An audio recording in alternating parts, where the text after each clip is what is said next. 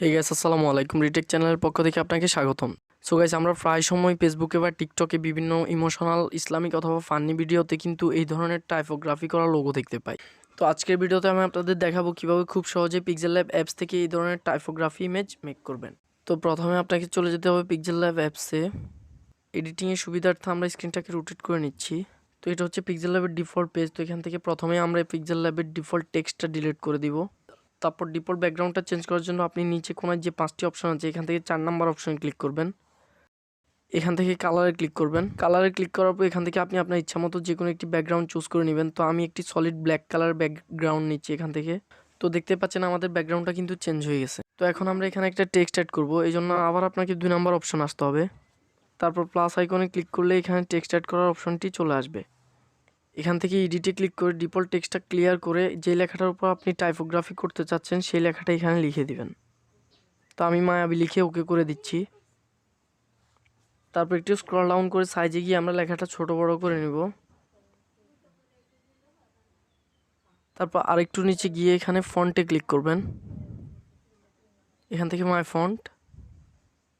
তো দেখতেই পাচ্ছেন এখানে কিন্তু আমি অনেকগুলো কাস্টম ফন্ট অ্যাড করে রেখেছি। তো পিক্সেল ল্যাবে কীভাবে ফন্ট অ্যাড করবেন এই নিয়ে অলরেডি আমার চ্যানেলে একটি ভিডিও দেওয়া আছে, আপনারা চাইলে দেখে নিতে পারেন, লিঙ্ক ডেসক্রিপশনে দেওয়া থাকবে।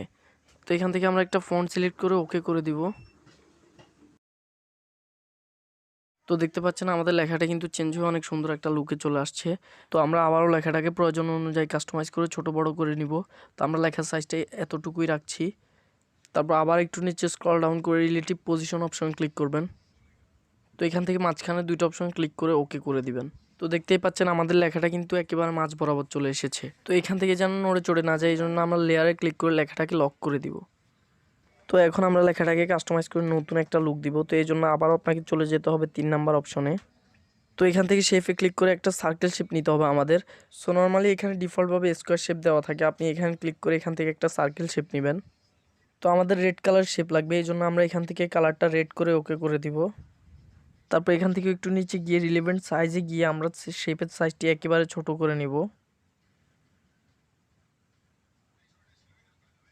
অ্যান্ড রিলেটিভ পজিশন বাটনের সাহায্যে এটাকে আমরা মাঝ বরাবর নিয়ে আসব।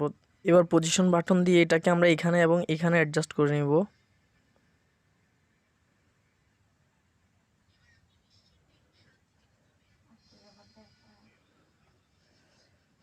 তো সেম প্রসেসে এটাকে কপি করে আমরা এখানেও সেট করে দিব।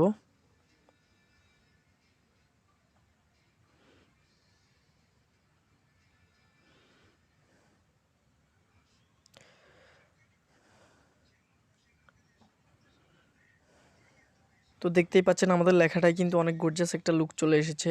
তো আরেকটু গর্জিয়াস লুক দেওয়ার জন্য আমরা আমাদের গ্যালারি থেকে একটি পিএনজি অ্যাড করব, কিন্তু তার আগে যেন নড়ে চড়ে না যায় এই জন্য আমরা সার্কেল শেপ দুটোকে লক করে নিব। তো গ্যালারি থেকে পিএনজিটি অ্যাড করার জন্য এখানে আপনি প্লাস আইকন ক্লিক করবেন। এখান থেকে ফ্রম গ্যালারি, তো এখান থেকে আপনার ফাইল ম্যানেজার অপশনে নিয়ে আসবে। এখান থেকে আপনি আপনার পিএনজি ফাইলটা যে ফাইলে রেখেছেন সেই ফাইল সিলেক্ট করবেন। তো আমি এই পিএনজিটা নিয়ে নিচ্ছি। তারপর হাত দিয়ে এটাকে ছোট বড় করে কাস্টমাইজ করে আমরা এখানে অ্যাডজাস্ট করব।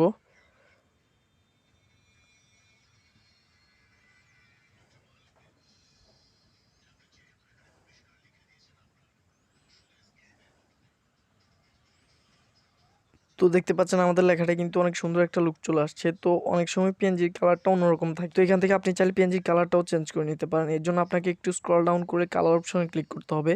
তারপর এটা এনেবল করে আপনি আপনার পছন্দ মতো কালার দিতে পারেন। তো আমরা এখানে রেড কালারটা সিলেক্ট করব, যেহেতু আমাদের শেপ দুইটা রেড। তারপর এখানে ওকে করে দিবেন। তো দেখতে পাচ্ছেন আমাদের টাইপোগ্রাফি প্রায় কমপ্লিট। সো গাইস, এভাবেই খুব ইজি উপায়ে আপনিও এই ধরনের টাইপোগ্রাফি মেক করতে পারবেন।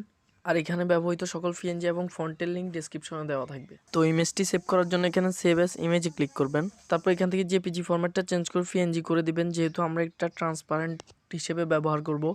আর কোয়ালিটি আল্ট্রাতে দিয়ে সেভ করে নিব। সো গাইস, এই ছিল আমাদের আজকের ভিডিওটি ভালো লাগলে অবশ্যই লাইক করে চ্যানেলটি সাবস্ক্রাইব করে পাশে থাকা বেল আইকনটি অন করে দিবেন। সো আল্লাহ হাফেজ গাইস, দেখা হচ্ছে পরবর্তী কোনো ভিডিওতে।